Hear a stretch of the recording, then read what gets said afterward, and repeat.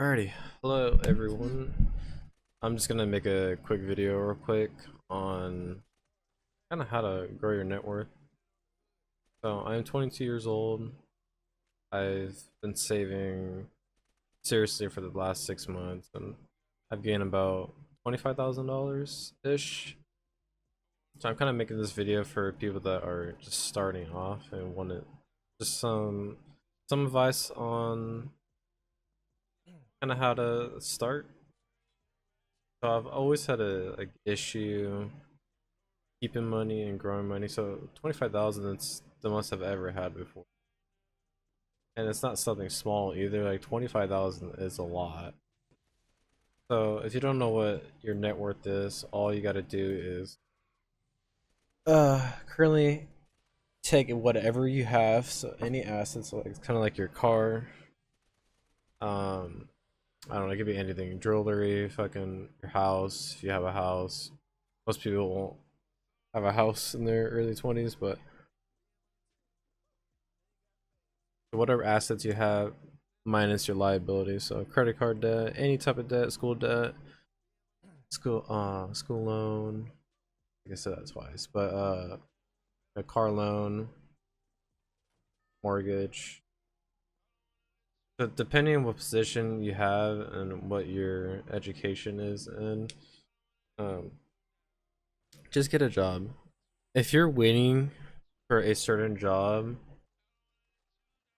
that you want, but you currently don't have a job, there should be no reason why you shouldn't be getting any job at that point. You should always have a job before one of the jobs that you actually want.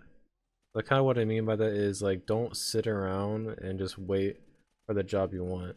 Get any job. Like seriously, like you just need some type of income. Like any job. Fucking McDonald's or Jack in the Box or anything. Anything you can get before the like pursuing the job that you actually want. Okay, secondly, you want to pay off your high interest debt. This is pretty simple, but I feel like the first thing you really need to do is if you have credit card debt, please, please, please, please pay it off. Most credit cards, and I'm saying most because like it literally is most credit cards are like 28% APY. Like I don't know if you really know what that means, but let's just say if you have like $1,000, right? At the end of the year, you're going to be paying what 280 bucks in interest if you don't pay it.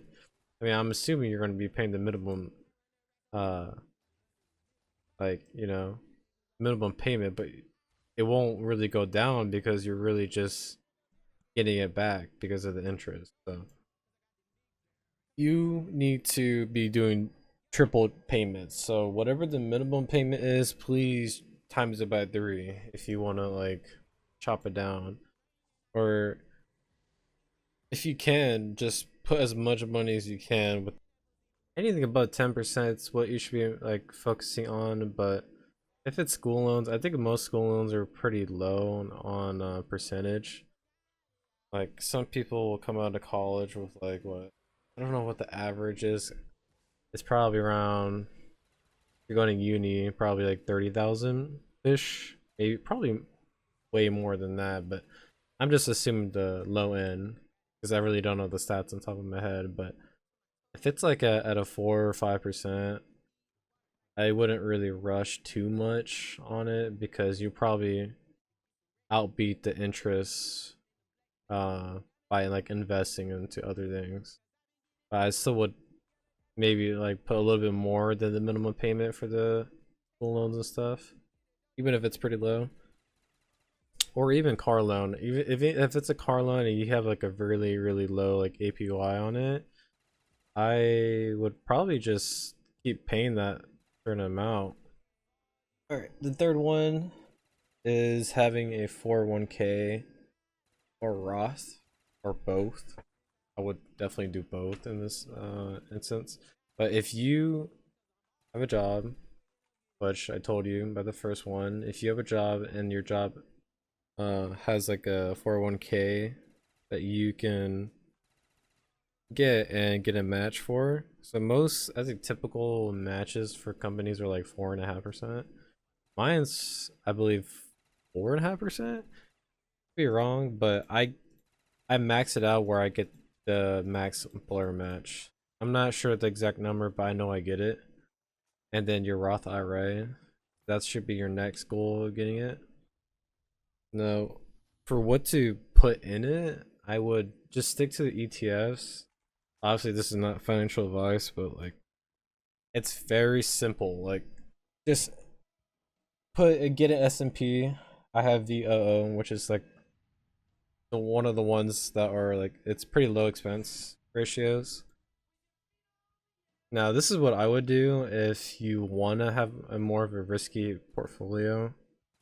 For the Roth, for me, this is my kind of thought process on it. I would just keep it very conservative because that's kind of like your retirement account, right? You want to have like things that are going to continuously like grow and not have like very low risk.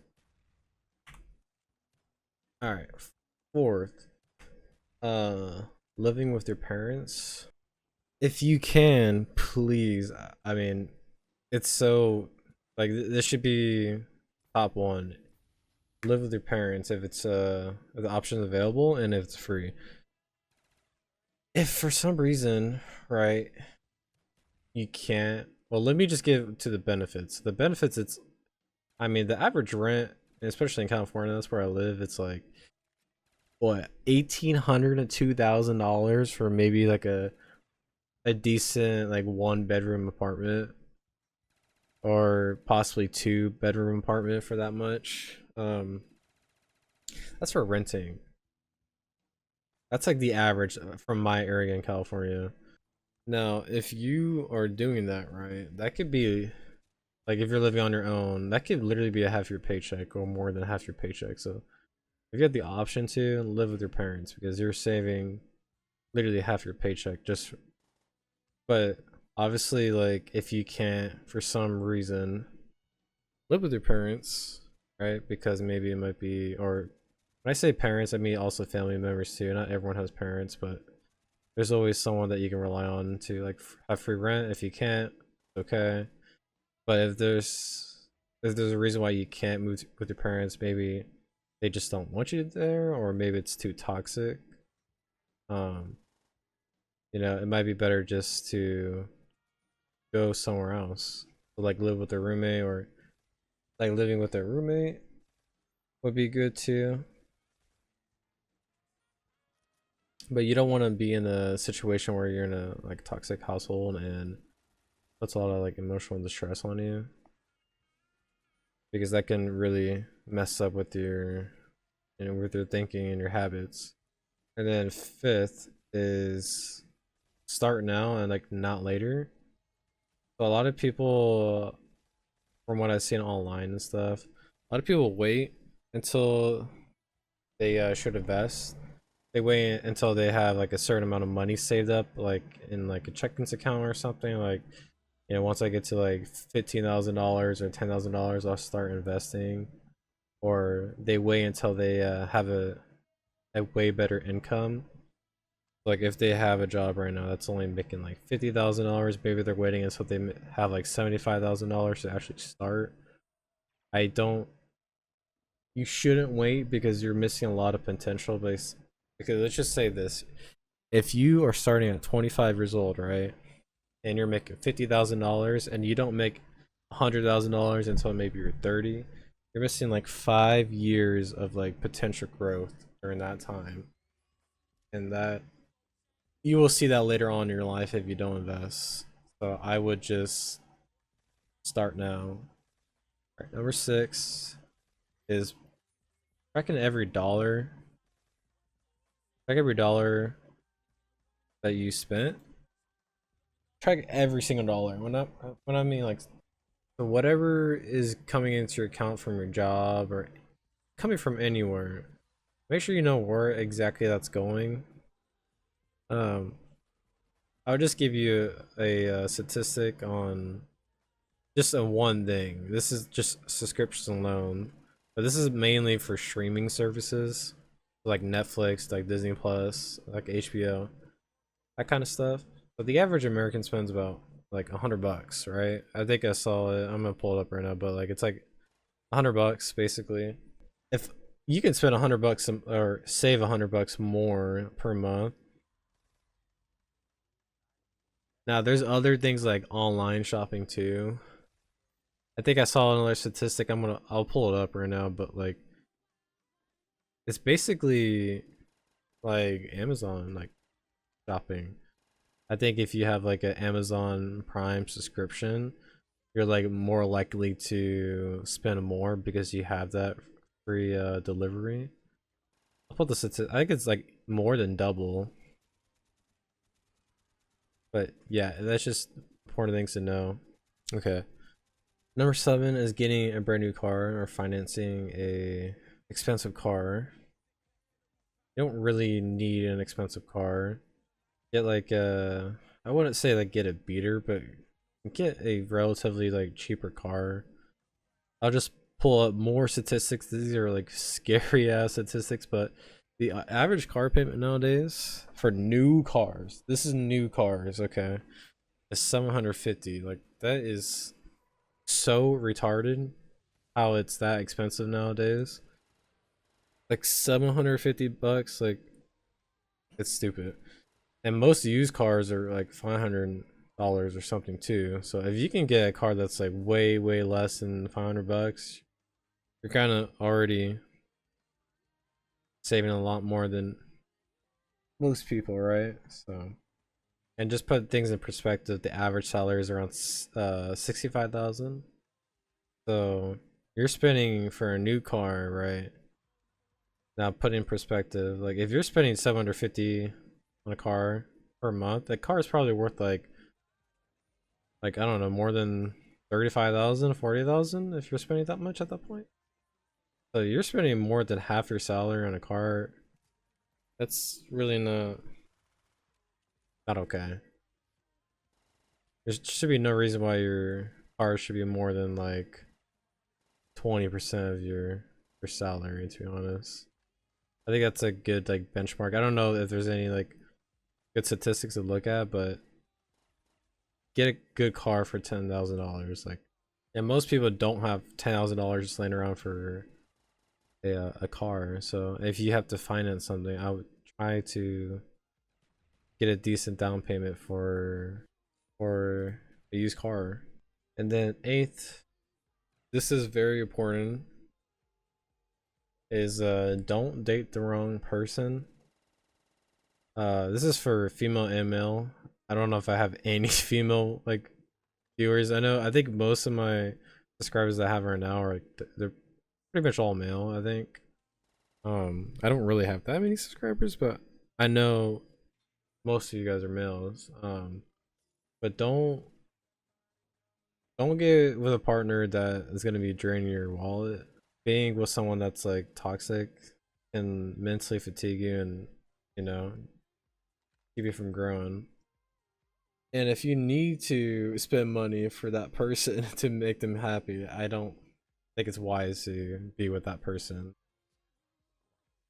That person should be uplifting you and motivating for your goals, not, you know, give you a headache and drain your wallet. That doesn't really sound like a partner. That sounds like a liability. So if that's what she's doing, it's probably best to not be with that person. Also, don't play around. If you're trying to mess with a woman or male for other reasons and you're not taking them seriously, you're not taking yourself seriously either, because one, you're spending your time and your money on someone that you don't really care about, right? Um, Besides just achieving what you want, which I'm assuming by this video it's to grow your money. And you can't grow your money if you're focusing on people that you don't care about. This one is addiction, so anyone can have any type of addiction. I would focus on what your addiction is.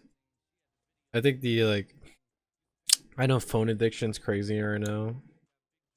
It's like what, average of 7 8 hours a day.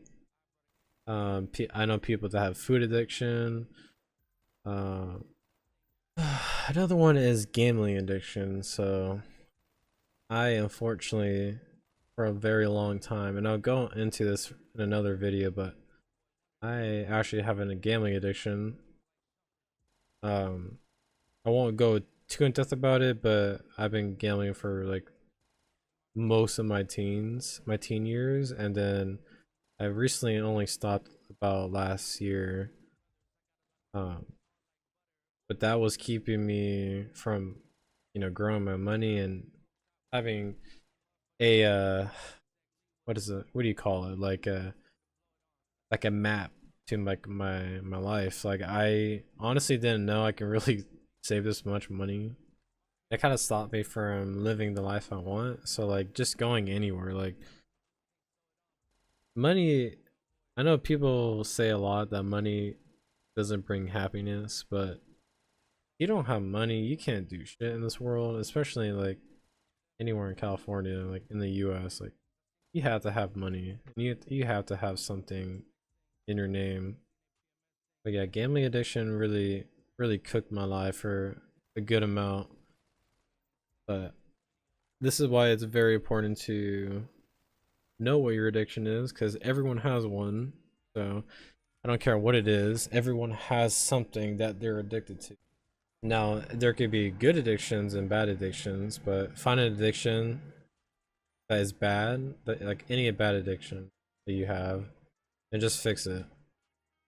Alright, well, that's kind of it for the video. I'm not sure what else to say, but I might do more of these videos. Alright, that's it for the video. I might possibly do more of this later on. I'm still going to do the like bi-weekly YouTube videos for the net worth updates. If you guys want to look at it, you can just go on my channel. It's everywhere. But I want to keep making these kind of videos. I think it's fun to talk about. I mean, this is just my first one. I kind of just um made a note. I just made a notepad and put some like topics to talk about. I made kind of like a little script. I've always kind of wanted to have some type of like a format video like this. Now this is like the basic like Black Ops 1 zombies, just like playing zombies. Like I'm playing modded zombies right now, but I might play other games too, put some other gameplay on it. If there's anything you guys want me to talk about in other videos, I will definitely talk about the addiction I used to have, but alright, that's it. Just have a good rest of your day.